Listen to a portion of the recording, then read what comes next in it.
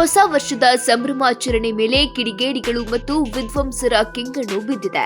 ಸಂಭ್ರಮಾಚರಣೆಯ ವೇಳೆ ಕಿಡಿಗೇಡಿಗಳು ಕ್ಷುಲ್ಲಕ ಕಾರಣಕ್ಕೆ ಅಶಾಂತಿ ಸೃಷ್ಟಿಗೆ ಸಂಚು ರೂಪಿಸಿದ್ದಾರೆ. ಮತ್ತೊಂದೆಡೆ ವಿಧ್ವಂಸ ಕೃತ್ಯಕ್ಕೆ ಬಾಹ್ಯ ಶಕ್ತಿಗಳು ಪಿತೂರಿ ನಡೆಸಿದೆ ಎಂದು ಗುಪ್ತದಳ ಎಚ್ಚರಿಕೆ ಸಂದೇಶ ರವಾನಿಸಿದೆ. ಹೊಸ ವರ್ಷವನ್ನ ಅದ್ದೂರಿಯಾಗಿ ಬರಮಾಡಿಕೊಳ್ಳಲು ದಿನಗಣನೆ ಆರಂಭಗೊಂಡ ಹಿನ್ನೆಲೆಯಲ್ಲಿ ನಗರದಲ್ಲಿ ಯಾವುದೇ ಅಹಿತಕರ ಘಟನೆಗಳು ನಡೆಯದಂತೆ ಕಟ್ಟೆಚ್ಚರ ವಹಿಸಲು ನಗರ ಆಯುಕ್ತ ಬಿ ದಯಾನಂದ್ ಅವರು ಪೊಲೀಸ್ ಅಧಿಕಾರಿಗಳಿಗೆ ಸೂಚನೆ ನೀಡಿದ್ದಾರೆ. ಗುಪ್ತದಳ ರವಾನಿಸಿರುವ ಎಚ್ಚರಿಕೆ ಸಂದೇಶದ ಹಿನ್ನೆಲೆಯಲ್ಲಿ ಇತ್ತೀಚಿನ ದಿನಗಳಲ್ಲಿ ಭಯೋತ್ಪಾದಕ ಚಟುವಟಿಕೆಗಳು ಹೆಚ್ಚಿದ ಹಿನ್ನೆಲೆಯಲ್ಲಿ ಹೊಸ ವರ್ಷದ ಸಂದರ್ಭದಲ್ಲಿ ಶಾಂತಿ ಭಂಗವನ್ನುಂಟು ಮಾಡುವ ಸಾಧ್ಯತೆ ಇರುತ್ತದೆ. ಹೀಗಾಗಿ ಅಂತವರ ಮೇಲೆ ನಿಗಾ ವಹಿಸಿ ಅಹಿತಕರ ಘಟನೆ ನಡೆಯದಂತೆ ನೋಡಿಕೊಳ್ಳಿ ಎಂದು ಆದೇಶಿಸಿದ್ದಾರೆ.